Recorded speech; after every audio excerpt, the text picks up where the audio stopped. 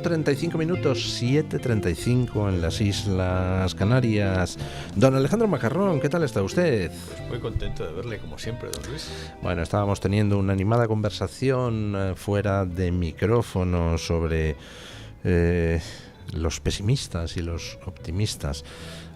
A mí la verdad es que me dan un poco de risa todos estos pesimistas de la vida que andan por ahí arrastrándose por las calles. Dios mío, Sánchez va a acabar con todos, va a destruir la democracia. Por favor, por el amor del cielo. Sánchez lleva 2 años amenazando a todo el mundo desde que saltó lo de su mujer, los 5 días aquellos de reflexión, y volvió diciendo que iba a acabar con los jueces y los periodistas fascistas. Y yo ya lo dije en su momento así: venga, aquí te espero, Sánchez, a ver cómo acabas con los jueces y los periodistas fascistas. ¿Qué ha hecho en estos 2 años? Pues nada, porque no puede hacer nada. Le encantaría hacerlo todo, le encantaría, yo qué sé, pues mandarnos a todos al gulag, pero no puede. Y ahora los pesimistas vocacionales pues andan: ¡ah, Dios mío, si ganamos las elecciones van a incendiar las calles! Pero por el amor de Dios, si son 4 mataos. El separatismo, ¿qué pasó el 7 de octubre? Pues no pasó nada. Si son 4 mataos, y además todos viven de la teta pública. El 3 se refiere, ¿no? El 7 era lo de la masacre de Hamas. Perdón, el 1 de octubre. El 1 de octubre. El 1 de octubre. 3 cuando habló luego el rey. Sí. ¿Qué pasó cuando Aznar ilegalizó a Batasuna? Pues nada de nada. Pasó absolutamente nada. ¿Qué pasa? Van a arder las calles del País Vasco, que era además lo más aguerrido de toda España, ¿no? ¿Qué pasó? Comentábamos antes que los españoles salimos a la calle para contrarrestar el golpe de Estado del 23F una vez que había fracasado. Y eso ya hace 40 y pico años. Argentina, madre mía, el kirchnerismo. Los peronistas 70 años en el poder, van a incendiar las calles, no van a dejar que Milei haga nada. Pues ya ven ustedes, ¿qué ha pasado en Argentina? Pues nada de nada. Bueno, recuerde cuando se implantó el artículo 155 en... 1.55, porque fue muy débil en Cataluña, pero nominalmente, ¿no? Trapero resignó el mando y se acabó. O sea, hubo 0 resistencia. Aquí lo que pasa es que al final, ¿dónde ganan los malos? Pues ganan en los despachos de Madrid. En el País Vasco, ¿qué pasó con el secuestro de Miguel Ángel Blanco? Pues que salió la gente a la calle y por primera vez hubo miedo en nuestra clase política que la gente pudiera linchar a los de Batasuna e incendiar sus sedes. Y entonces la clase política, toda, se dedicó a tratar primero de apaciguar los ánimos y después a darle la vuelta a la tortilla en los despachos. Bueno, ha circulado últimamente una frase de Adam Smith que decía algo así como que la bondad con los criminales es crueldad con las víctimas, ¿no? Así es. Entonces, efectivamente, los despachos, que hablábamos de memoria histórica, ya que Sánchez se ha empeñado en hablar de historia, recordemos que el antecedente de la guerra civil, que es el sangriento golpe de Estado que la izquierda blanquea como revolución de 1934, le llama revolución, que queda bonito, pero fue una auténtica barbaridad criminal, fracasó, pero en los despachos Alcalá Zamora indultó a los cabecillas y luego provocó unas elecciones anticipadas que nos llevaron a la catástrofe. Efectivamente, son los despachos donde muchas veces ganan los malos en vez de en la calle, que tampoco incendian. En estos momentos, pues Pedro Sánchez se encuentra en una situación donde pues ha quedado desnudo ante la opinión pública. Resulta que no ha podido proteger a García Ortiz.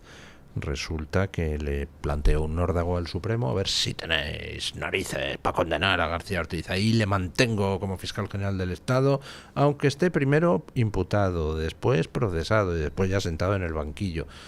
Claro, pues le ha planteado un órdago al Tribunal Supremo y lo ha perdido. ¡Qué cosas, eh! Y bueno, además, lo divertido y lo bueno es que entre los jueces que han condenado a García Ortiz hay varios etiquetados previamente progresistas, o sea, de izquierdas, que han sido jueces, no han sido, en este caso no han sido de partido, sino jueces. Jueces que sí, en la Gürtel le condenaron a los de la Gürtel del PP. O sea, es verdad que, como decían, no había la pistola humeante, no la han pillado disparando, pero le han pillado preparando la pistola, luego echaba humo, luego había una víctima. Por ejemplo, lo de borrar las pruebas, lo de borrar el móvil. ¿Quién borra todo apresuradamente y justo en el momento que pasan los problemas, ¿no? Todo era, vamos, el antes y el después de la filtración apuntaba a todo. Y sin embargo ha tenido la cara ese señor al que Stanley Payne, el gran hispanista, acaba de decir que es el político occidental más malvado de los últimos años, ¿no? Algo así, una frase verdaderamente demoledora. Malvado, pero con mucho menos poder del que a él le gustaría. Y Pedro Sánchez, pues yo no pierdo la esperanza de que acabe sus días en prisión. Debería acabar sus días en prisión. Si no por corrupto, sí por traidor a España. Y yo confío en que al final haya justicia. Hombre, comprar un gobierno es... no sé si puede haber actos de corrupción mayores que comprar un gobierno, ¿no? ¿Usted quién cree que dice la verdad? ¿Dicen la verdad Otegi y Sánchez, que niegan la existencia de esa reunión en un caserío para pactar la moción de censura contra Rajoy? ¿O dicen la verdad el periódico de Pedro J. Ramírez y Koldo, que dicen que esa reunión sí existió? Yo la verdad es que no sé quién tiene razón. Me inclino a pensar que, hombre, que si Pedro J. saca una información es generalmente porque la tiene bien atada. Y si lo que dice esa información luego se corresponde con los hechos, porque Bildu votó a favor de esa moción de censura, ¿no? O sea, en el fondo, ¿qué más da si es en un caserío o no? Añade cutrerío a los detalles, añade sordidez, añade pacto con los sucesores de la ETA, añade pacto con un etarra explícito, pero en realidad ya estaba ahí, ¿no? Sí. Si no, que no creo que Bildu le diese los votos a cambio de nada, aunque eso los querría dar en todo caso, pero algo sacarían. A mí hay un detalle de lo que ha dicho Otegi que me llama mucho la atención. Niega haberse visto niega haber tenido esa reunión con Sánchez. Es más, dice que nunca se ha reunido con Sánchez. Es más, dice que nunca ha hablado con Sánchez. Digo, ay, pues mira qué raro, ¿no? Que nunca haya hablado con Sánchez desde que Sánchez es secretario general secretario general del Partido Socialista, ¿no? Eso se puede entender como que Sánchez empieza a oler a cadáver o a oler a mucha corrupción, ¿no? O sea, porque aunque los electorados de esos partidos son de forma natural está más a gusto si a lo que votan se coaliga con el PSOE que con lo que hay a la derecha del PSOE, aunque eso sea así, es verdad que la corrupción va oliendo tanto, ¿no? Lo de Begoña, lo del hermano de Sánchez, lo del otro, lo de Koldo, lo de los negocios, de esa trama corrupta con el PNV, ¿no? O sea, aunque el nacionalismo realmente ha abducido, por desgracia, a muchos españoles para un fin imposible o desastroso si se produce, se está viendo, por ejemplo, en el tema de Cataluña, que hay gente que a veces a lo mejor prioriza otras cosas. Se está viendo que hay gente que vota de separatistas que están pensando votar a Vox por el tema de la inmigración, y por cierto, también al revés, ¿eh? Parece que el otro día había una encuesta que decía que el 9% de los votantes de Vox en Cataluña eran separatistas. Eso solamente se puede entender como que les preocupa, al menos circunstancialmente, más la inmigración que la posible independencia, y al revés. De los votantes de Rolls, que es absolutamente racista, anti-española, porque las cosas hay que decirlo, tiene menos votantes separatistas que Junts. Eso quiere decir que posiblemente son españolistas, entre comillas, que ven... Que hay una parte de voto españolista que se ha ido a Orriols, especialmente en pueblos pequeños. Claro, ¿no? Exacto. Puede ser a lo mejor gente más de derechas que dice, no, Vox como es de izquierdas, yo estoy preocupado por la inmigración, pero como Orriols parece menos de digamos, bueno, no sé si es menor de derechas, pero no lo sé. Pero el caso es que en la encuesta del otro día, una encuesta que tenía una pinta relativamente fiable, había de las dos cosas. Había separatistas que votaban a Vox, una minoría, pero como el 9%, y españolistas, personas a favor de España, que votaban a Orriols. Bueno, es que el ser humano es muy raro. Sí. Como decía Julio Cerón, el prójimo es muy raro, y si no, al tiempo. Bueno, ¿se ha pronunciado usted sobre quién cree que miente? No, pero supongo que miente Otegi, supongo, porque tiene pinta, un caso así, como usted dice, don Pedro J. Ramírez, en general, desde luego, si algo tiene, se caracteriza por atar cabos en las informaciones. Pedro J. siempre fardaba de su manera de actuar durante la época dura de corrupción del Partido Socialista de Felipe González. Siempre decía, les sacábamos una noticia, ellos salían a desmentir y al día siguiente, ¡pum!, machacábamos con las pruebas de la noticia que acabábamos de sacar. El Mundo ha publicado hoy que existen confirmaciones dentro de las conversaciones incautadas a Koldo por la Guardia Civil de esa reunión en un caserío. Doña María Jamardo, ¿qué tal está usted? Muy buenos días, don Luis. ¿Por qué viene usted con muletas? ¿Qué le ha pasado? Bueno, percances de la edad. Pero bueno, doña María, tiene usted 35, ¿qué no, dice? Exacto, un poquito más, 10 más. Pero nada, tenía una operación de menisco programada que abordé el viernes pasado y entonces estoy convaleciente por un tiempo largo. ¿Y por qué tenía una operación de menisco? Pues porque es lo malo de practicar deporte, que es muy malo para la salud. ¿Es que practica usted deporte? ¿A quién se le ocurre?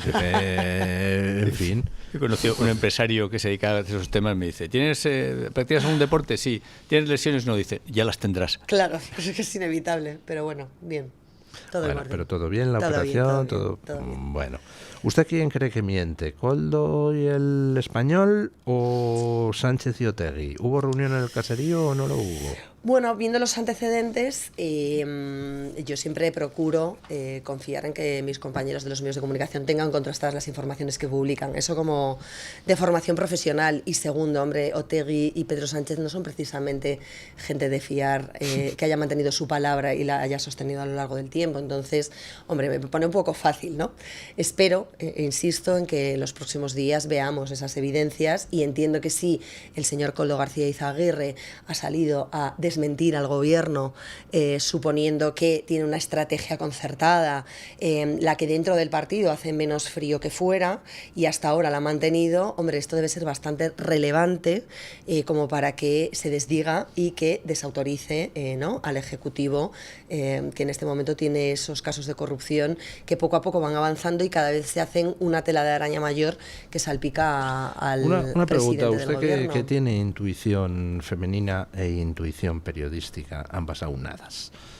¿El hecho de que Koldo confirme la información del Español indica que Koldo estaría al borde de cantar o no? Bueno, es que tenemos que tener en cuenta que esta semana hay una nueva cita judicial de Koldo García Izaguirre y de José Luis Ábalos a petición de la Fiscalía Anticorrupción, nada menos. Cita en la que está sobre la mesa la posibilidad de un ingreso en prisión provisional. Quizás eso pueda ser un catalizador de algunos cambios de opinión o de cambios de estrategia, porque no es lo mismo, a pesar de que hemos visto que el señor Santos Cerdán por el momento se ha mantenido en su posición de todo lo que se está contando no está bien interpretado, esto no es cierto, se están utilizando erróneamente los datos contenidos en los informes de la Unidad Central Operativa contra mí, y es verdad que hasta ahora ha habido una estrategia a tres, judicialmente hablando, un pacto de no agresión, tanto entre ellos como hacia el Partido Socialista. Bueno, veremos a ver cómo evolucionan los acontecimientos esta semana, veremos si efectivamente la Fiscalía Anticorrupción se decanta por la petición de ingreso en prisión tanto de Koldo García Izaguirre como de José Luis Ábalos, que es una ¿Usted qué cree? ¿Que se decantará en favor de...? Pues no lo descarto, no me parece tan improbable como me parecía en otras ocasiones, precisamente porque de ese informe preliminar, que no es el definitivo sobre Santos Cerdán, sobre el que todavía falta información económico-patrimonial, pero ese informe de cruce de intercambios entre Servinavar y Acciona, que eran dos de las empresas concertadas en UTE para la obtención de obra pública de la presuntamente amañada por esa trama liderada por Santos Cerdán dentro de, primero, los socialistas de Navarra y después extrapolada al Ministerio de Transportes una vez llega Pedro Sánchez a la Moncloa, se refleja una cuestión bastante relevante para este asunto, y es que en esa serie de pagos, de contraprestaciones que reciben Ábalos, Koldo, incluso el propio Santos Cerdán, pero sobre todo Ábalos y Koldo, de esa estructura, ¿no?, de las mordidas del 2%, se reciben pagos dinerarios y pagos en especie.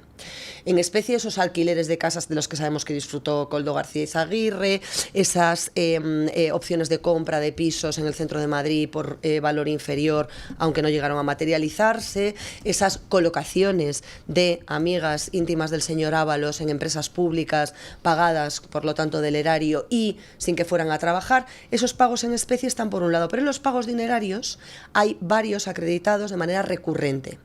Uno en concreto que identifica a la Guardia Civil de 10.000 euros al mes durante un tiempo determinado. de manera recurrente, mensualmente. ¿A quién? Y esos a José Luis Ábalos. Y esos pagos, que no se pudieron hacer siempre en España, dice la Guardia Civil, se produjeron en ocasiones en República Dominicana. Y lo dice así la Guardia Civil en su último informe. Con lo cual entiendo que la Fiscalía Anticorrupción y el juez instructor tienen o albergan sospechas de que puede haber patrimonio en el extranjero que todavía no ha sido localizado, que estarán intentando llegar al final de cada hilo de los que han ido saliendo durante todos estos meses de pesquisas, y que por lo tanto, si fuese cierto que estos señores tienen, o alguno de ellos, dinero fuera de nuestro país, también sería mucho más sencillo el poder tener un medio de subsistencia si abandonan territorio el caso nacional. De fuga, ¿no? Exacto, con lo cual parece que ese sería uno de los argumentos que utilizaría la Fiscalía Anticorrupción para solicitar esa prisión provisional y asegurar al mismo tiempo la celebración del juicio con los procesados sentados en el banquillo.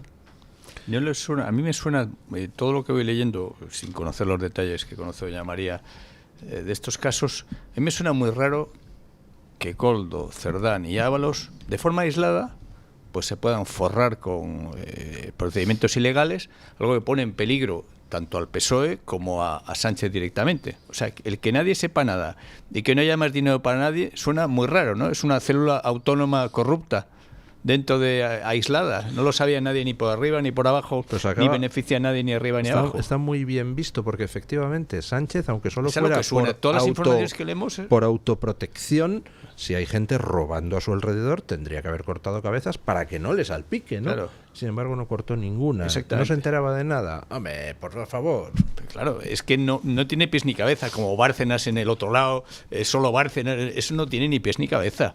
Que haya gente aisladamente que robe, que no se enteren los demás, que no les beneficie, que no corten cabezas. O sea, algo huele muy mal, tanto como organización de PSOE como con el propio Pedro Sánchez, que eran tan coleguis y compañeros, como hemos visto, ¿no? La banda del Peugeot, ¿no? Sabemos qué ha pasado con esa parte de las investigaciones que ha derivado el Supremo a la Audiencia Nacional para tirar del hilo de si hay financiación ilegal del Partido Socialista. De momento están sobre la marcha. Entiendo que se estarán practicando diligencias o que se habrá dado plazo efectivamente a las partes para que se solicite esa práctica de diligencias. No hay grandes novedades de momento, pero efectivamente esa pieza sigue su curso.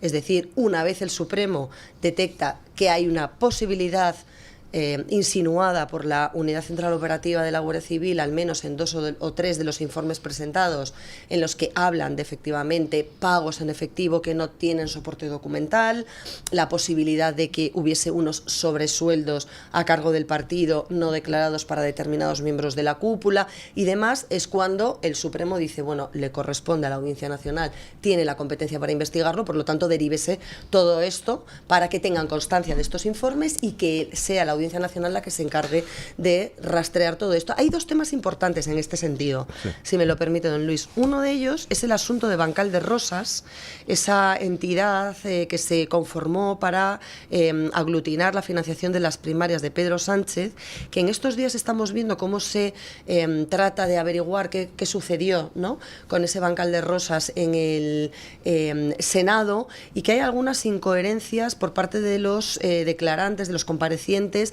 que no saben decir si hubo donaciones por parte del ex-suegro o del suegro de Pedro Sánchez para esa campaña, que dicen que aquellas cantidades inferiores a 3.000 euros no se declararon, que la mayoría o que miles de esas aportaciones eran de simpatizantes por valor de 50 euros, con lo cual si se multiplica el número de donantes por esos 50 euros de media, sale mucho más importe del declarado oficialmente, ¿no?, al Tribunal de Cuentas en esa financiación, que fue, nadie dice irregular, pero si bien el Tribunal de Cuentas dijo que era alegal, en los últimos días hemos conocido que era peculiar o poco habitual. Fue una financiación de una campaña de primarias que quienes se enfrentaron a Pedro Sánchez saben perfectamente que hubo cosas extrañas y que ahí todavía habría que ahondar bastante en saber qué sucedió con esa financiación. Y eso lo está investigando el juez de la Audiencia Nacional que lleva el tema de la posible financiación ilegal. Exacto, entiendo que estará con esa parte también como una de las patas, y adicionalmente es esa cantidad de efectivo que manejaba Ferraz, cuando la secretaria del señor Santos Cerdán, la famosa Celia que aparecía en uno de los sobres, dijo que todo se pagaba vía transferencias en su comparecencia en el Senado, y luego se ha descubierto que había efectivo, que había sobres con membrete del partido, que eran pagos superiores a los 1.000 euros permitidos por la ley que el propio Partido Socialista impulsó. Es decir, hay una serie de incoherencias como mínimo que llevan a pensar que podría haber una línea de investigación creíble, ¿no? Como se dice hoy día muchas veces, mejóramelo, esto en una película, ¿no? Que salga un candidato de izquierdas financiado por dinero de puticlubs, que encima es feminista, y su ministro superputero dice que tiene declaraciones contra ese tipo de cosas. Había una de Ábalos que dice, le preguntan, ¿ha pagado usted alguna vez por sexo? Dice, yo me ofendería el tener que pagar por sexo. Bueno, él lo pagó, realmente pagamos todos. Pagamos los demás.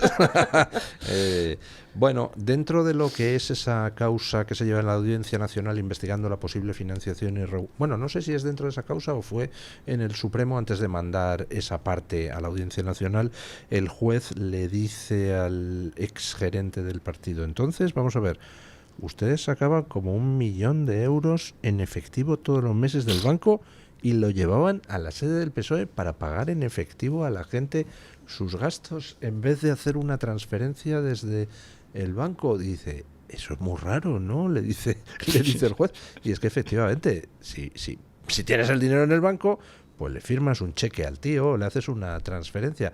Pero traerte dinero en efectivo a la sede para pagar en efectivo a la gente que te presenta gastos solo tiene una explicación, que es que necesites tener mucho efectivo legal para enmascarar que estás metiendo efectivo ilegal para pagar otros gastos, de tal forma que nadie se extrañe de que ahí se maneje mucho dinero en efectivo, ¿no? Sí, pero que además fue algo que negaron, es decir, a pesar de que el volumen resulta poco práctico, poco creíble y poco operativo para cualquier entidad de esas dimensiones, es decir, ninguna empresa hoy en día mediana, ya no vamos a hablar de una gran empresa, una empresa mediana, una pyme que tenga una serie de trabajadores, 50, 30, 60, nadie entrega las nóminas en efectivo. Nadie. O hace pagos en efectivo. O sea, decir, hombre, se te pueden pagar 50 euros de caja porque cogiste 2 taxis para una reunión y te tomaste un café con el cliente, hombre, pues se podría entender. Ni eso tiende a ser común. Tampoco, tienes una tarjeta de empresa, el departamento comercial suele tener tarjetas de empresa, paga con eso todo y así queda reflejo, los tickets, todo tal. Pero claro, en este caso estamos hablando de efectivamente más de 1 millón de euros al mes. Estamos hablando de una operativa en la que prácticamente estamos fuera de mercado, como se suele decir, en un partido que además, insisto, llegó para combatir la corrupción, para ser transparente, para hacer una gobernanza creíble. Mejóramelo, como decíamos antes. O sea, mejóramelo, es que no tiene ningún sentido. E insisto, desde Ferraz se dijo, por parte de 2 de las personas que manejaban esos pagos, de las que entregaban los sobres y demás, que todo se pagaba vía transferencia. Luego, hombre, ya hay unas contradicciones evidentes. Todo se pagaba vía transferencia, pero teníais 1,5 millones en efectivo en caja, pagabais de eso a la gente que requería en función de qué conceptos y más. Sin comprobar quién había hecho el gasto de las comidas. Nadie sabía o punteaba o revisaba si el ticket que yo presento, don Luis, que le traigo yo a usted y le digo, mire jefe, me he gastado esto en un café con nuestro cliente tal, o con este empresario, o con este simpatizante, y le traigo el ticket y usted me lo paga contra ese ticket. No, es que esto era, yo le entrego tickets, nadie sabe si lo he pagado yo ni cómo lo he pagado, si lo he pagado en efectivo, con una tarjeta personal, si viene invitado. Si de verdad lo has pagado, Hacienda, claro. Los autónomos no nos coge tickets que no tengan un justificante electrónico.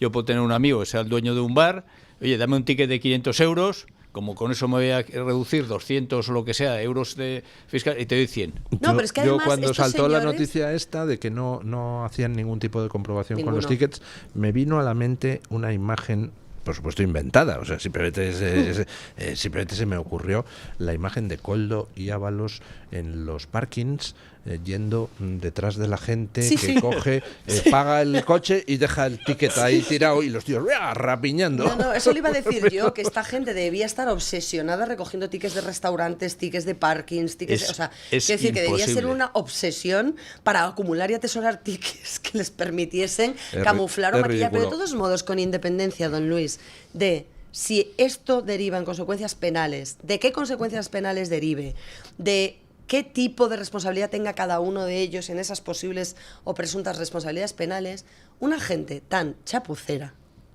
con su propio dinero, suponiendo que sea su propio dinero, vamos a pensar que lo saca del banco, de las cuotas de afiliados, de las donaciones obligatorias de cargos públicos, que todo sea transparente y todo sea acreditable. Una gente tan chapucera con su dinero, que no revisa los tickets, que paga sin mirar quién lo ha abonado, que tal, no puede estar al frente de la gestión de dinero público. Y la gente que le vote, que sepa que se está engañando, el que le siga votando es porque le da la gana votarle, porque eso huele por todas partes algo, vamos, feo, feísimo. Pausa publicitaria y cambiamos de tercio. Vamos a hablar del fiscal general del Estado y de la nueva fiscal general del Estado.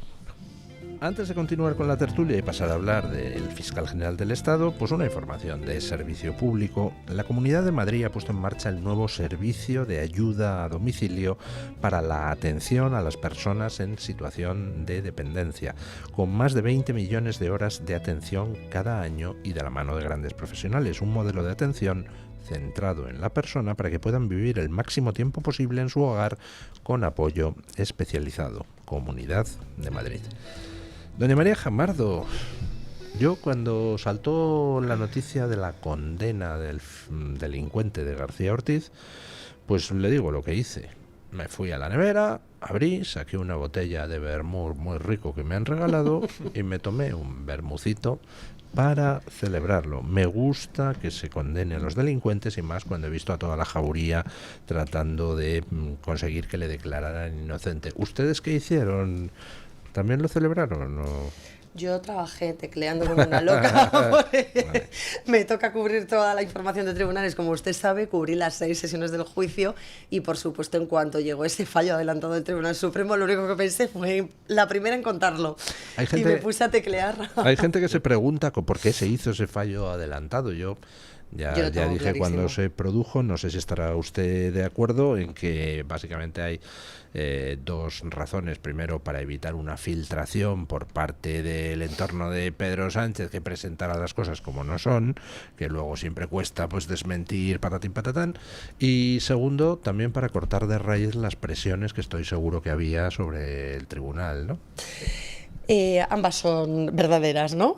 Es verdad que el Tribunal Supremo tenía una espinita clavada con respecto, y la Sala Segunda en especial, con respecto a la filtración que hubo sobre la sentencia del Procés, que se adelantó a la propia nota del Supremo, del Alto Tribunal en su día, no en su integridad, pero sí en cuestiones esenciales.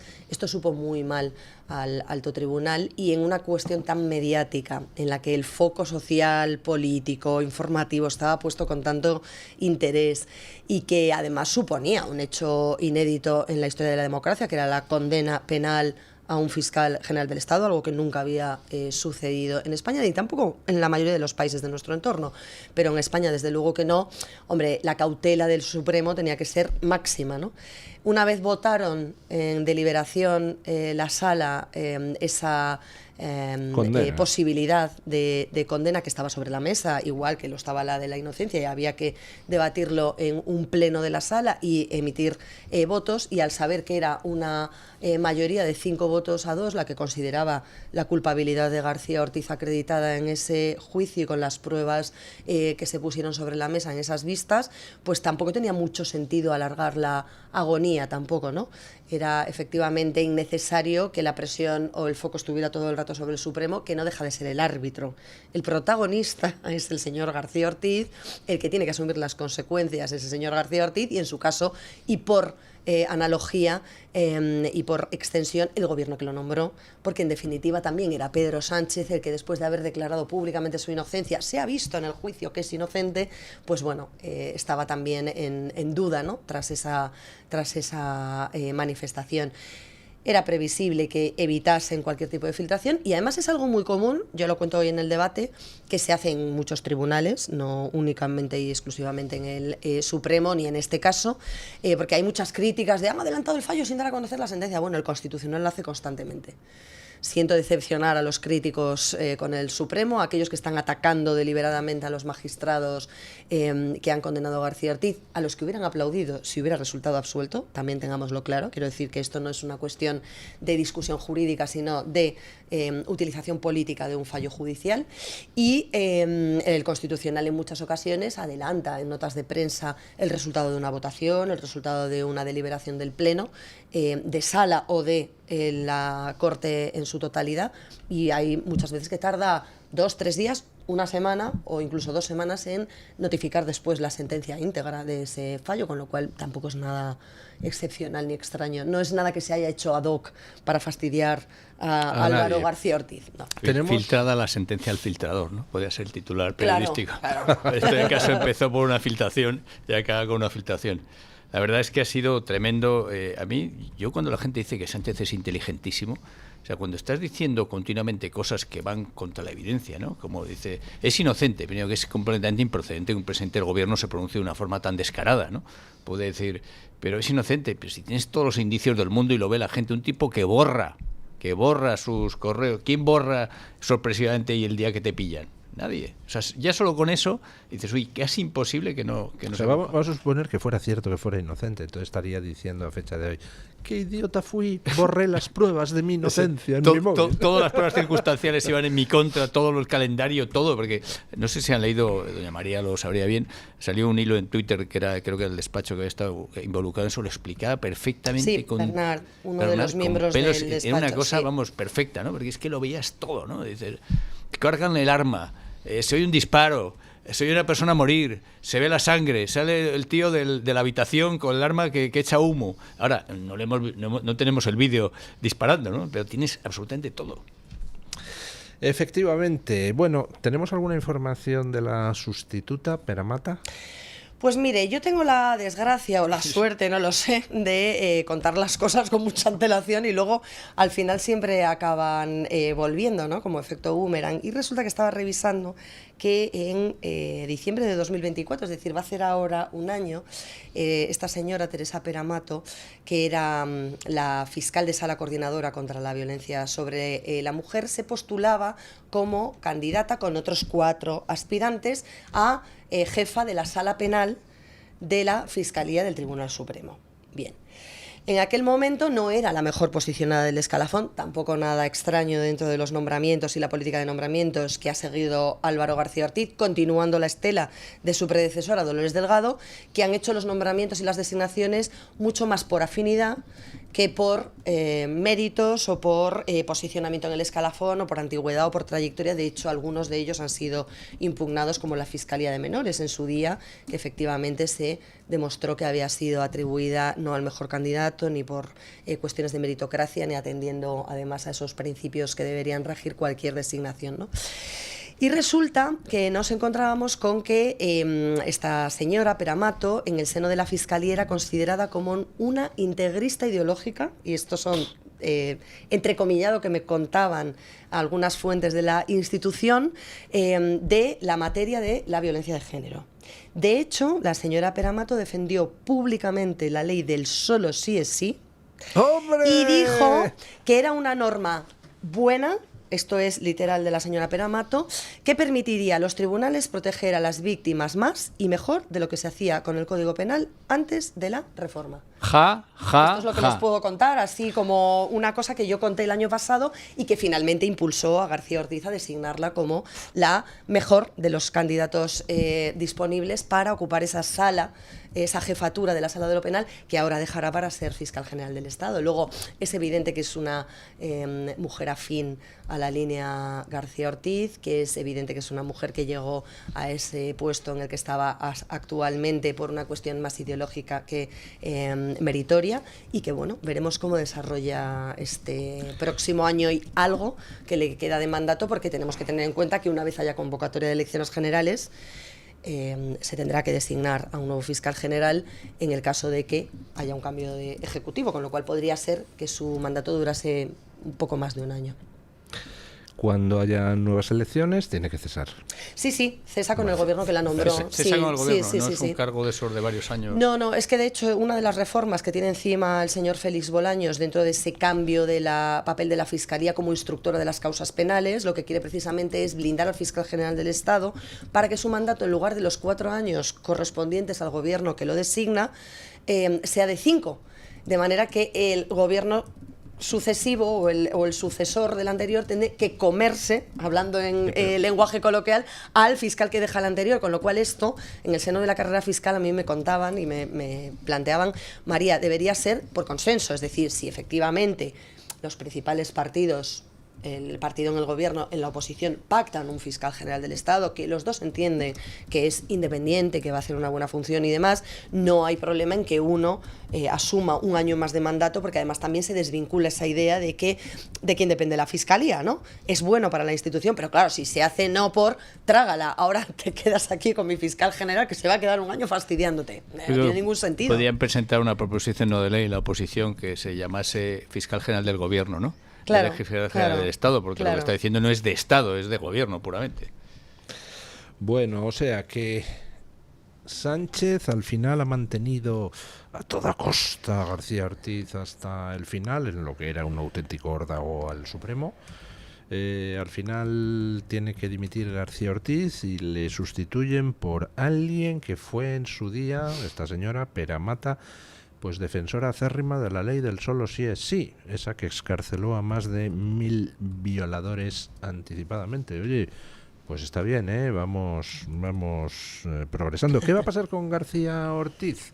Porque he leído informaciones confusas. Yo, viendo el estatuto orgánico del Ministerio Fiscal y eso, deduzco que García Ortiz va a perder su puesto de fiscal, pero estoy viendo que hay por ahí gente intentando interpretaciones creativas que dependen de cómo se formule la sentencia al final. Se puede apuntar a los pagos en efectivo que dan en cierta calle madrileña, Ferraz, creo recordar, y ahí tendría pues algo donde agarrarse, ¿no? ¿Qué va a pasar con él? Pues no lo sé, dependerá bastante de la fiscal general que llegue, que ya sabemos quién es y qué le debe, con lo cual yo tengo pocas dudas de que esa extensión de la pena de inhabilitación especial para el ejercicio del cargo de fiscal general del Estado durante 2 años tenga una traducción real en su pérdida de la condición de fiscal de base. Honestamente lo digo. Creo que si las circunstancias fueran de otra manera, cabe, por supuesto, la discusión jurídica y la interpretación de que eso es una pérdida inmediata de la condición de fiscal, pero como efectivamente es una situación que nunca se ha dado, cómo utilizarán el argumento, anticipo o preveo, que utilizaron para que no cesase como fiscal general procesado. Recordemos que decían, no, es que el fiscal general no es un fiscal ordinario, sino que está en prestación de servicios especiales y por lo tanto no se rige por el resto de normas, ni por el reglamento, ni por el estatuto que está previsto para aquellos fiscales procesados a los que debía cesar él inmediatamente, es decir, que era un incumplimiento casi de su propia obligación de autoincumplimiento, ¿no? Pero yo creo que enervarán esa posibilidad, que dirán que como él estaba en una situación que no es la de fiscal en ejercicio, sino prestación de un servicio específico, ¿no? En comisión de servicio para ese puesto especial que queda ahí un poco como, ¿no?, sobrevolando el resto de la carrera, pues que hay opciones de no aplicarle ese régimen disciplinario interno, que no deja de ser un régimen disciplinario. Es decir, la condena del Supremo alcanza donde alcanza. Y la condena del Supremo lo dice claro, inhabilitación especial para el ejercicio del cargo de fiscal general del Estado durante 2 años. Si se lee esa literalidad y si se tiene en cuenta que quien le sucede es una afín y que, entiendo, que no llegará para hacer sangre... Pero hay una dentro del estatuto orgánico del Ministerio Fiscal dice que si te condenan por delito doloso, pierdes la condición de fiscal.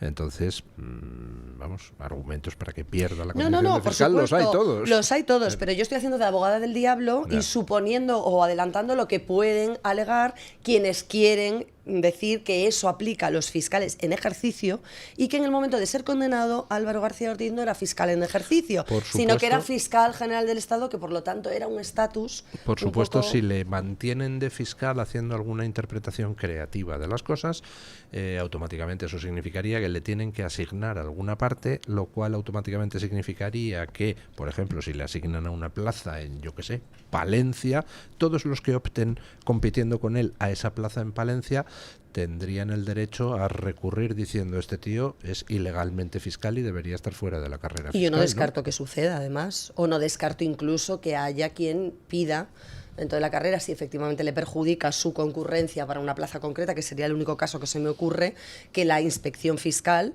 aplique el régimen disciplinario. Insisto, que esto es una cuestión administrativa de régimen disciplinario interno, esa pérdida de condición de fiscal que adquirió por oposición, con lo cual debería dejarse sin efecto esa situación. El otro ángulo es el del Constitucional. Me ha llamado la atención, se ha filtrado o ha dicho Conde Pumpido que él se va a abstener si se debate eso, y yo no sé si eso es un paripé, porque sin Conde Pumpido siguen teniendo mayoría, digamos, la izquierda en el Tribunal Constitucional para que pese a todo le absuelvan, pero Conde Pumpido no se moja, o bien es un indicio de que están viendo que pierde poder el gobierno, o bien puede ser algo que sean temas personales, porque sea amigo de gente del Supremo que se ha condenado a García Ortiz, pero me ha llamado la atención ese desmarque. No sé si lo han leído ustedes y qué interpretación le hacen.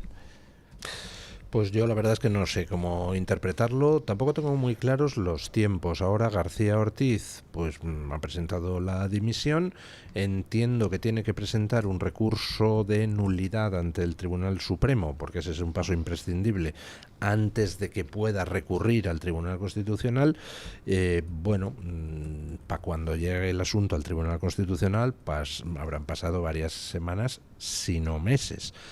¿Qué va a hacer el Tribunal Constitucional? Va a tener los santos, perdónenme la expresión, si hay niños, tápense los oídos, va a tener los santos cojonazos de tratar de enmendarle la plana. Encima ampliado el Supremo. Tampoco lo veo yo como algo inmediato, porque eso es una maniobra que quema mucho a la gente dentro del mundo del derecho. A ver, aquí hay varias posibilidades, como siempre, respuesta múltiple, ¿no? Es cierto que para poder recurrir en amparo al Constitucional, la defensa de García Ortiz tiene que presentar un incidente de nulidad ante el Supremo, en el que el Supremo le contestará que de incidente de nulidad nada, que todo ok, y que por lo tanto, una vez agotada la vía interna y todos los recursos posibles en la instancia correspondiente, pues queda la posibilidad de alegar vulneración de derechos fundamentales durante el procedimiento. El derecho a borrar tu móvil, ¿no? Bueno, claro, por ahí van los tiros y yo hoy lo cuento en el debate porque no es un tema menor que el Supremo haya elegido el artículo 417.1 para condenar al fiscal general del Estado.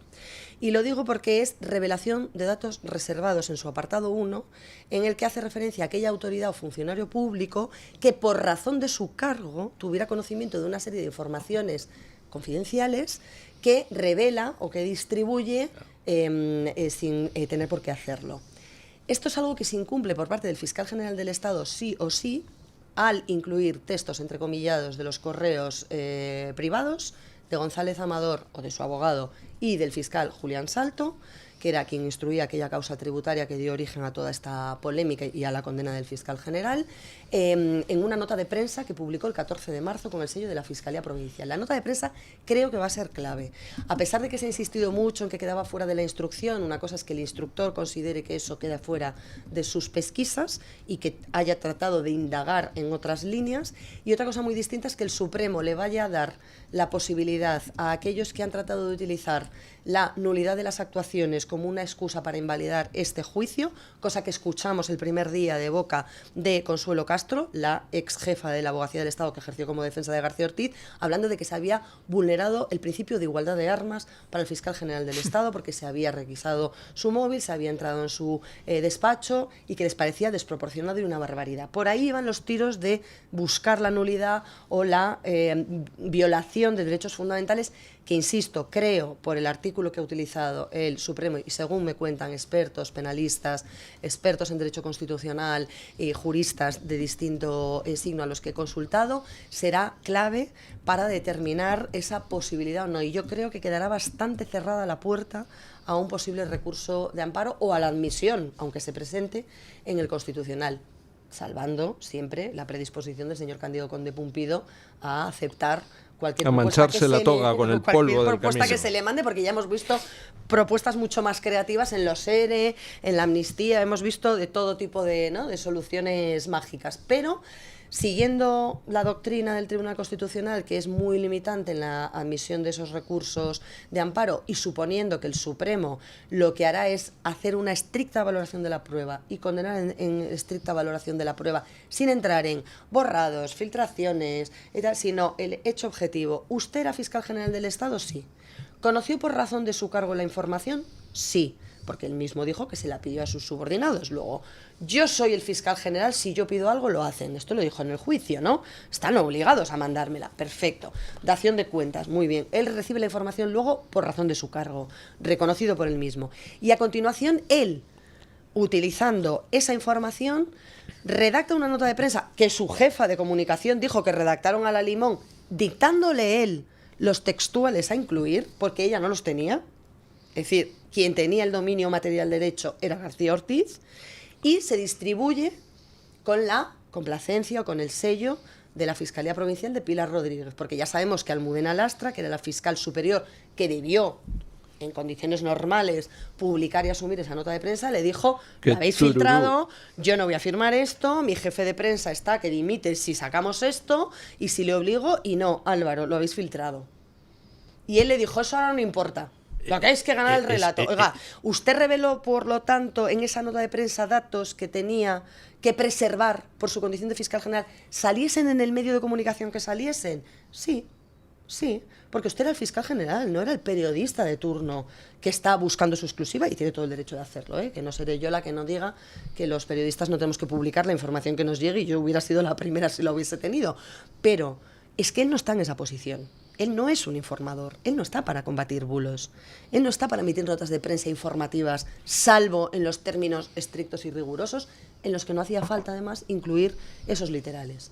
Hubiera bastado con una nota de prensa de la Fiscalía desmiente las publicaciones que se están conociendo en los últimos días sobre la oferta de un pacto de conformidad por parte del Ministerio Público al señor González Amador, pareja de Isabel Díaz Ayuso, y simplemente un párrafito. No hacía falta revelar secretos de nadie, ni calificar de defraudador confeso a nadie, ni poner en la picota a nadie, ¿no? O sea... y una pregunta ingenua. Ya que se le condena por hacer eso, ¿y no se le podría condenar por utilizar conocimiento para distorsionar la lucha política? ¿No hay un delito de prevalerte de tu cargo para, ha dicho usted un taco, yo voy a decir otro, joder al enemigo o al adversario político? Porque eso es lo que se pretende, que vuelve a ser para mí la gravedad enorme, ¿no? El aprovecharte de una forma torticera, de una forma abusiva de las instituciones. No sé si es como cuando se usaba Hacienda para jorobar a no sé quién, o la policía, o se sacaba un dossier de que si no sé quién tenía no sé qué inclinación sexual desde los gobiernos, ¿no? Eso no tendría que ser un delito todavía más grave. Bueno, no se pidió en ningún caso si pudiera haber una figura equiparable, que a lo mejor sería un abuso de poder, porque ¿no? si no, ¿para qué lo iban a hacer? No, sí, digo, es evidente, ¿para qué se hace que con eso? esto ha quedado acreditado, porque además la UCO lo dijo en la declaración de los agentes que se sentaron en el tribunal, 3 de ellos, uno, el teniente Balas, que era el director, digamos, el que coordinaba esas pesquisas, y dijeron que había 2 vías, 2 líneas de filtración. Una desde Moncloa y otra desde la Fiscalía General, que están puestas sobre la mesa. De la Fiscalía General, de algún modo o de otro, salió esa información. De hecho, la nota de prensa es fiel reflejo de ello. Y segundo, desde Moncloa también, cuando había un alto cargo de Moncloa, que le pasa a su compañero de la Asamblea de Madrid, en aquel momento el señor Juan Lobato, el pantallazo que no había salido en los medios. Y que además le dice, bueno, te lo vamos a organizar un poquito para disimular. Y el señor Lobato no sospecha de la Abogacía del Estado, que también tenía que conocer el expediente, no sospecha del juzgado de instrucción donde se había presentado la demanda, no sospecha de la agencia tributaria que tenía el expediente tributario. Dice, si no va a parecer que lo ha pasado la Fiscalía, Hombre, de 4 opciones que diga una, no sé. A mí llámenme loca, pero... ¿no? Sí, la verdad es que Lobato ha demostrado ser el más listo de toda la panda. Sin Dice, duda. a mí, vamos, no me prengáis. A mí no me pilláis aquí. Y borrad todo lo que queráis, que yo lo voy a dejar aquí constancia, notario de lo que habéis escrito todos, porque yo no voy a ser aquí el cabeza de turco que saque el papelito y encima me digan a mí que he utilizado un documento que no debía exhibir, ¿no? Pues sí. Vamos a ver, es que es muy arriesgado, porque te pones, es un jugar a todo o nada, claro. Y el todo es jugar a lo sucio. Sí. Entonces, como te pillen, lo pierdes en todo. Entonces, si tienes un poco de decencia, un poco de prudencia, hacer lo que Lobato. A ver si la jugada no era contra Ayuso, sino para pringar a Lobato y les salió mal. Bueno, es otra opción. O era un matar dos pájaros de un O le tiro, salió contra bien Ayuso y porque- contra Lobato. Porque Lobato ¡Bum! al final acabó renunciando. Con lo cual, quiero decir que, hombre, si es por esa parte la consiguieron, ¿no? Bueno, pero eso ya muchos meses después, Ya, bueno. y ya le ha hecho a Sánchez dejarse más pelos en la gatera, ¿no? Ya. Si le hubieran convencido a Lobato de que sacara una información reservada, entonces Lobato se habría visto obligado a dimitir por participar en la comisión Claro, de un delito. claro. No es lo mismo que dimitir que te cesen porque te has enfrentado a Sánchez. Totalmente de acuerdo, pero bueno, políticamente el coste ha sido el mismo, ¿no? Es para él, a nivel personal no, y es evidente que además él se jugaba, y además creo que lo sabía perfectamente porque él es técnico de Hacienda, es por lo tanto funcionario, entiendo que conoce cómo es el deber de custodia de la información de Hacienda, nada menos, sensible de los ciudadanos particulares en general, y hombre, a él le hubiera podido incluso comprometer la pérdida de su condición de funcionario. Si hubiese participado de esa guerra sucia de la que él se dio cuenta y que creo de la que fue consciente. Claro, a él le prepararon todo, le cocinaron todo presuntamente para que cuando lo sacase ya estuviese publicado en un medio de comunicación, por cierto, cuya directora, exdirectora, porque ahora ya está colocada en un sillón de la Radio Televisión Española, de los nombrados durante la sesión suspendida de la Dana y reconvocada por el Partido Socialista, pues esa señora le llamó para decirle además cómo tenía que exhibir el documento, qué tenía que decir. Y decía, hombre, no sé, yo es una cosa inaudita. O sea, yo no me dedico a llamar a políticos a decirle cómo tienen que contar mis noticias, o si tienen que contarlas, o exhibirlas, o imprimirlas. Hombre, pues las leerán, si las leen o no, y las utilizarán si les interesan políticamente para alguna pregunta en alguna comisión o no. Pero vamos, es que este gemaneje, no sé, de periodistas con fiscales, o sea, es que, de verdad, es una cosa inaudita. Pues vamos a hacer una breve pausa publicitaria y después entramos en tejemanejes, porque hablar de Sánchez y de su gobierno es un no parar de casos judiciales, que tiene tantos frentes abiertos que ya tenemos que elegir todos los días entre los muchos que hay. Y hay uno que no querría dejar de comentar, que es el caso de las cloacas, de los fontaneros, de la fontanera del PSOE. Pausa publicitaria y a ello. Bueno, dentro de las múltiples causas, pues está otra que yo no sé si se terminará uniendo a la principal, dadas las evidentes relaciones entre Leire Díez y Cerdán. Pero de momento, pues la causa contra la fontanera del PSOE, Leire Díez, está separada. Y en esa causa, pues ya se ha tomado declaración, por ejemplo, a los fiscales a los que presuntamente intentó sobornar Leire Díez. Y yo no sé en qué estado está eso, pero me da la sensación de que se enfrentan a penas ciertamente altas, ¿no, doña María Jamardo? Hombre, a mí... Estamos hablando del fiscal general del Estado, que institucionalmente es demoledor lo que ha sucedido. Estamos hablando de la corrupción, de las mordidas, del amaño de obra pública, que ya es un viejo conocido, ¿no? De la picaresca, por llamarlo de alguna manera, española en cuanto a la corrupción, ¿no? Más básica, más previsible de nuestro país. Ya lo hemos visto antes, esta película ya nos la han contado. Estamos viendo lo de los enchufes de señoritas de compañía en empresas públicas, bueno, actos de nepotismo que en otras ocasiones no eran señoritas de compañía, bueno, pero... Ese es inédito, que le paga un sueldo desde el Estado. O sea, sí. A mí ese es de los que más me ha escandalizado. Pero quiero decir, están a la orden del día, ¿no? Es previsible, ¿no? Está dentro de la degradación de la escena pública. y de los tejemanejes y las maniobras que hay en las empresas públicas, en lo público, cuando están gestionadas por gente que hemos visto que ni siquiera tiene pudor y control sobre sus propios recursos, ¿no? A mí el asunto de la guerra sucia de la Fontanera, Leire Díez, con el empresario Javier Pérez Dolcet, me parece lo más grave que tenemos encima de la mesa. Porque estamos hablando de dos señores presuntamente colocados, en este caso por Santos Cerdán, porque ella era mano derecha de Santos Cerdán, según apuntan las investigaciones, que buscaban entre fiscales descontentos, como era en el caso del señor Pepe Grinda y Ignacio Estampa, con su situación dentro de la Fiscalía, o que hubieran pasado alguna situación desagradable dentro de la Fiscalía profesionalmente hablando, para obtener información delicada, personal, comprometida, de sus jefes, en este caso el fiscal Alejandro Luzón, que ha demostrado ser de los fiscales más independientes que hay en este momento en la carrera, en puestos de altísima responsabilidad y que están recibiendo una importante presión por todos los ámbitos, para destruir a esas cabezas visibles del Poder Judicial y, por lo tanto, neutralizar las investigaciones, pararlas, desviarlas a otros más afines de la corrupción que salpica al gobierno. Me parece que esto, contado así, y no solo los fiscales, sino que se ha buscado información sensible sobre jueces, el juez Peinado, el juez García Castellón, que estaba investigando todo el tema de Tsunami, el terrorismo de Tsunami, del Procés en la Audiencia Nacional y demás, periodistas y miembros de las fuerzas y cuerpos de seguridad del Estado, en este caso de la Unidad Central Operativa, el teniente Balas, al que también intentaron buscarle las cosquillas a ver qué tenía y cómo se lo podían cargar, desde el punto de vista profesional, desde el punto de vista de su rango, ¿no?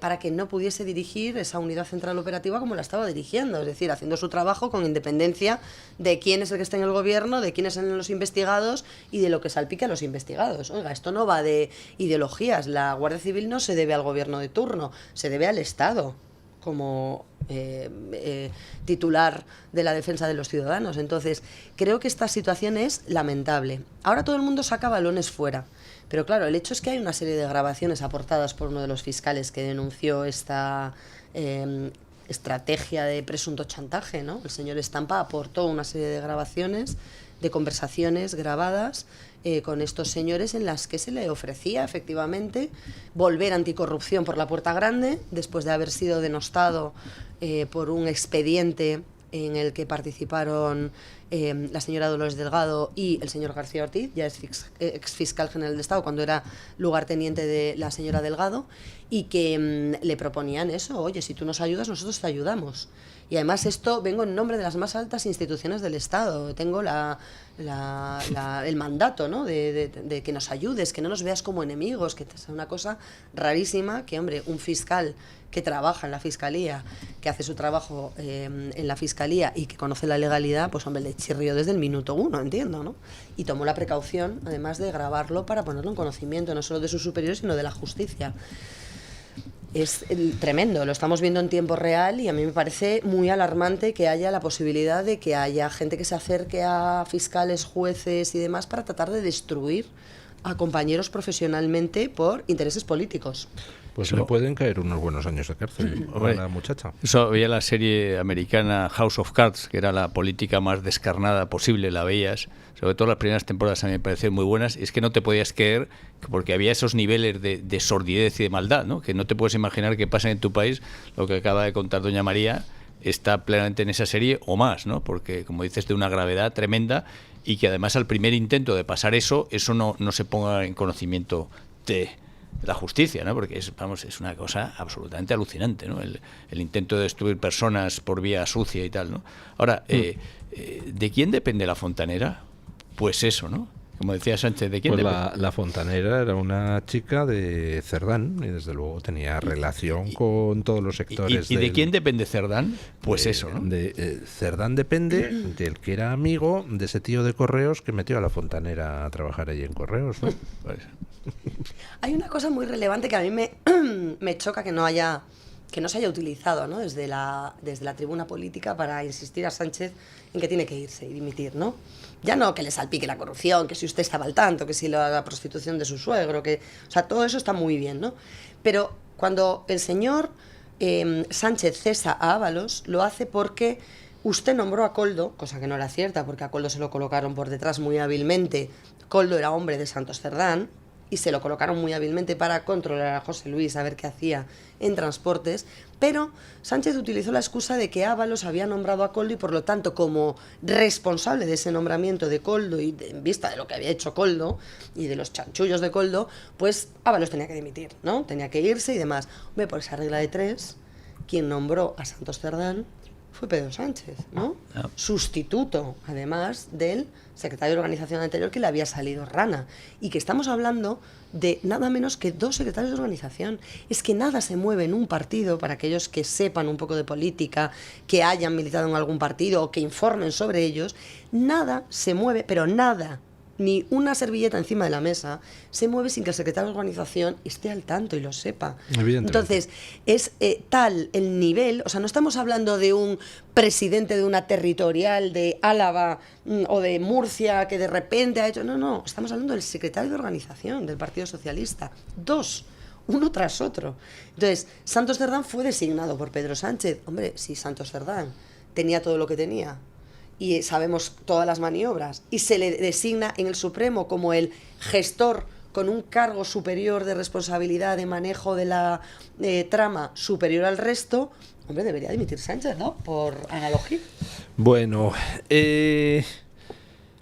don Alejandro Macarrón, ya lo comentamos brevemente el otro día, pues acaba de sacar con Miguel Platón un libro, Los últimos españoles, el suicidio demográfico de una nación, donde pues analiza cómo nos estamos yendo al despeñadero en materia de reemplazo generacional. El otro día publicaba don Alejandro en Twitter unos datos que me dejaron absolutamente pasmados. Hay provincias como Orense donde mueren 5 veces más españoles que nacen. 5 veces más. O sea, es que estamos en una situación absolutamente crítica y ni siquiera la llegada descontrolada de inmigrantes está haciendo que ese desastre demográfico vaya a menos, ¿no? Absolutamente. El mantra de que los inmigrantes vienen a pagarnos las pensiones, además de ser superclasista y de señoritos y nada solidario, etcétera, etcétera, es completamente falso, porque el año pasado, con 9,5 millones de inmigrantes, la Seguridad Social tuvo 60.000 millones de euros de déficit. Y eso que España está mucho menos envejecida de lo que estará. Y en los datos demográficos de base, lo que usted dice, hay muchas más muertes que nacimientos. Realmente estamos yéndonos al sumidero en materia demográfica por 2 vías. Los españoles, digamos, autóctonos, estamos menguando continuamente y envejeciendo.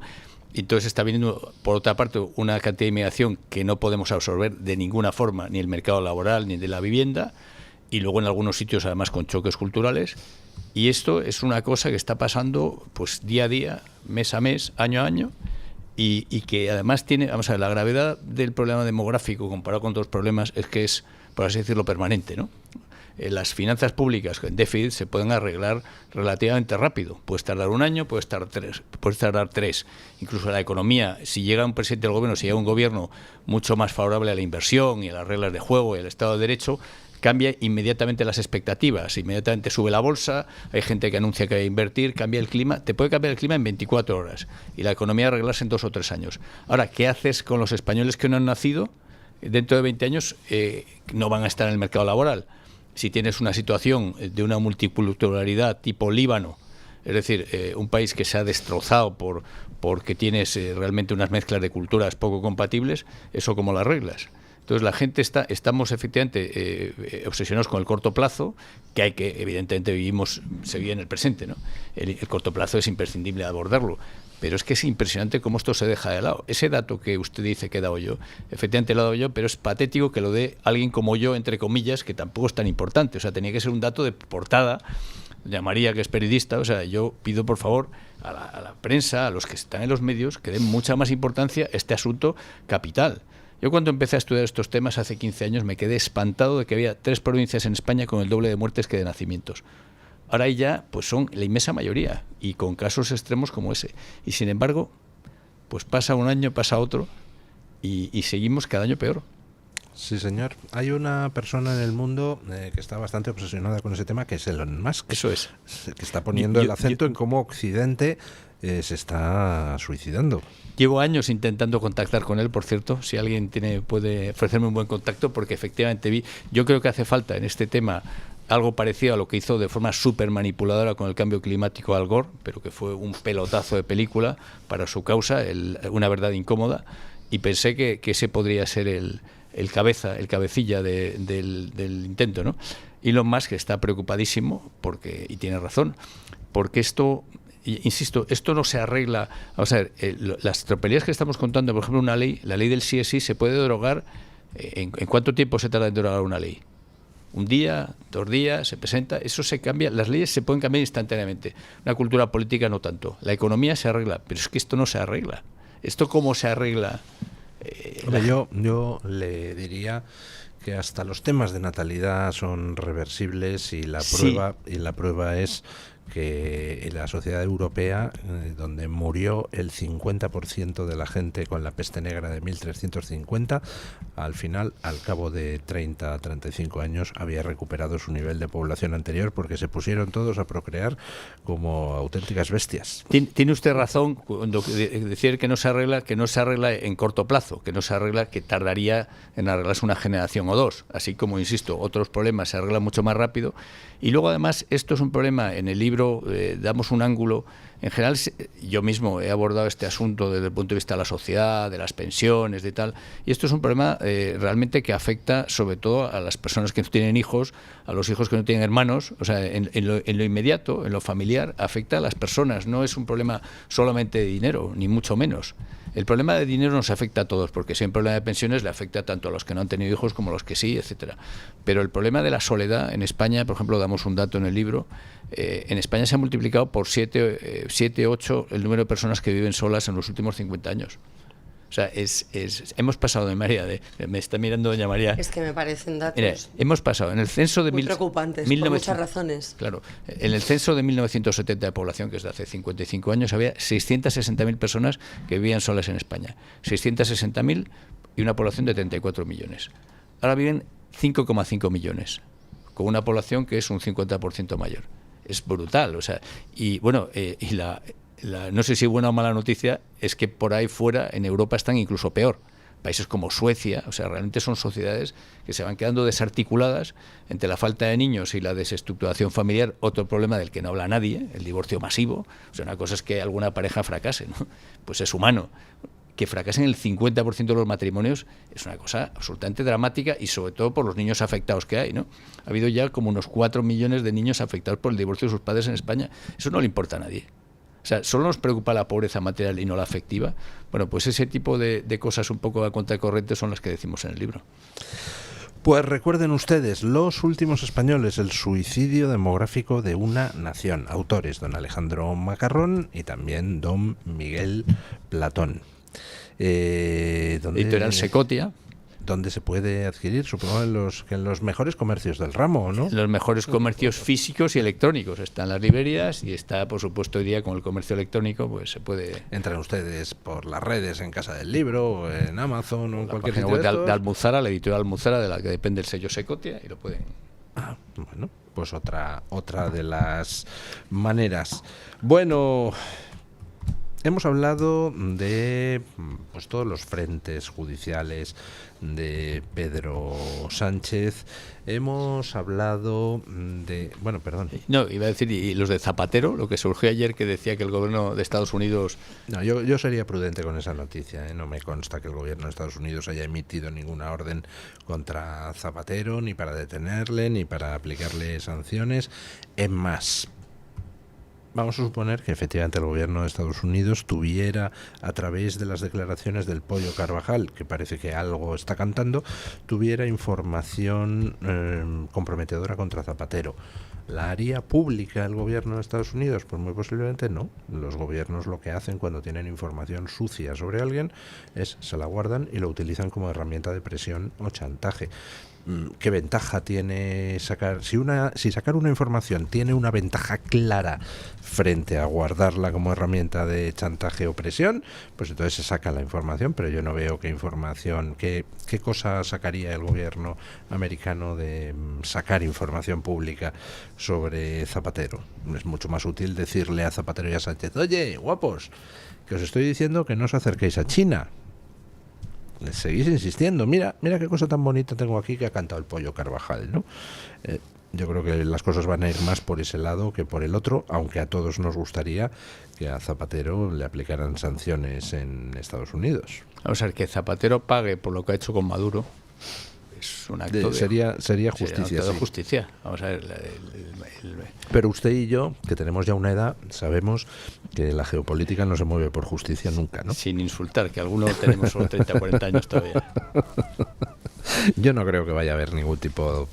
me encantaría que lo hubiera, pero no creo que vaya a haber No, ningún pero tipo también de... se mueve por electoralismo. Imagínese usted el efecto que tendría para los hispanos en Estados Unidos el que Trump fuese duro con Maduro, etcétera. Ahí me ha dado, eso sí podría... No, el que Trump sea duro con Maduro, sí, eso tiene un efecto electoral clarísimo. Entonces yo creo que a Maduro le queda muy poquito tiempo en el poder. Creo que Maduro se va fuera de esta. Ahora, que vaya más allá la cosa, que vaya contra Zapatero, no necesariamente. Aunque, como diría Maduro, se vaya por los 5 puntos cardinales, ¿no? Cosas así que ha dicho. Sí.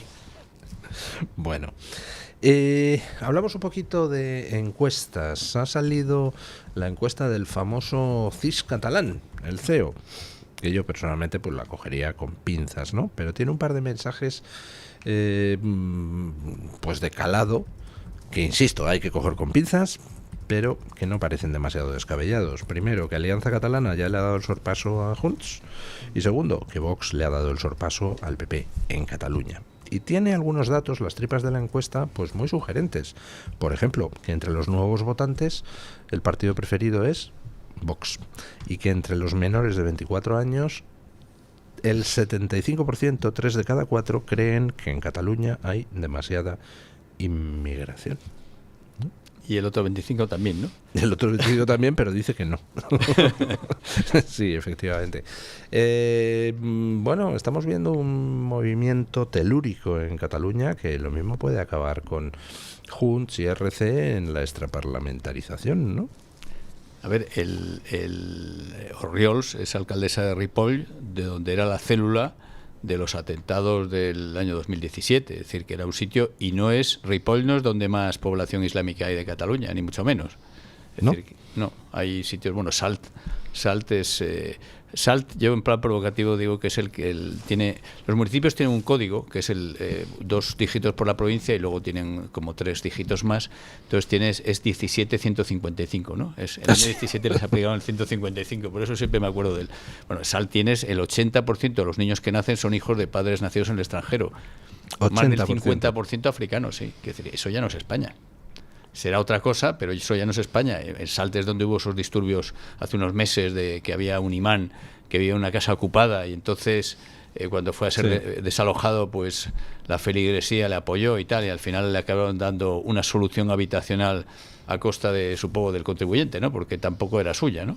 Entonces, no, vamos a ver, lo que hay en Cataluña ahora mismo, hay sitios como Manlleu, no sé si es el 60% de hijos de africanos, de población musulmana, en Vic, el salchichón de Vic, no sé cómo va a ser compatible con el halal, o sea, honestamente, no sé cuánto le queda al salchichón de Vic. Entonces, es normal que haya realmente un resquemor, ¿no? Y es normal que si alguien habla claro, porque Orriols en el discurso España-Cataluña me parece detestable. Ahora, el discurso, digamos, de inmigración... Pues me acaba de plantear usted una duda existencial. ¿Dejará Vic de producir salchichón de Vic en vista del crecimiento de la población musulmana? Bueno, a lo mejor lo hacen halal, ¿no? Lo hacen vas a hacerlo con ternera halal, yo qué sé. No, lo de Vic creo que es alucinante. Vas allí y dices, como decía alguien en inglés, ¿Is this Spain? Bueno, ¿usted qué cree que está pasando en la política catalana, doña María? ¿Le queda poco a Puigdemont de existencia política? Pues por lo que parece, sí, ¿no?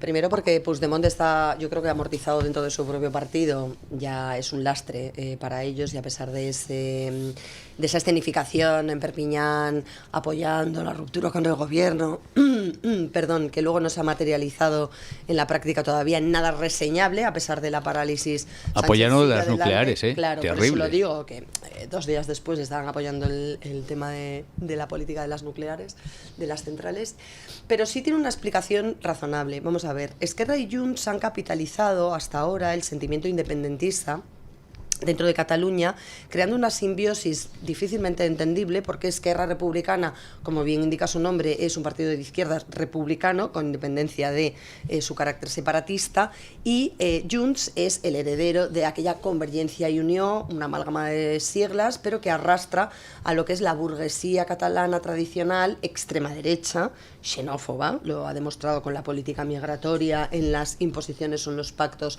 a los que ha llegado con el gobierno, y que se fusionaba en esa locura del procés con Esquerra para aunar la mayoría, digamos, aparente de la sociedad separatista y declarar durante 3 segundos la República Independiente de Cataluña, para dejarla en suspenso.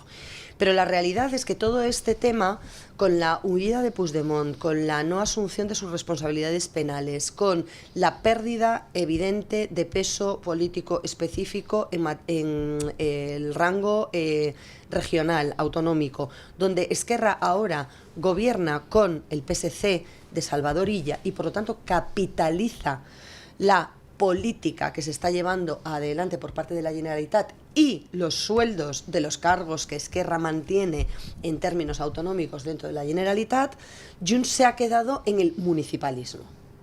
Solo tiene alcaldes en distintas localidades y enclaves, y alcaldes, muchos de ellos, que como el caso de Silvia Orriols, se enfrentan a una situación de inseguridad ciudadana, de inmigración ilegal masiva, de inestabilidad política, de falta de políticas para los catalanes, que era lo que presuntamente defendían los independentistas, ¿no?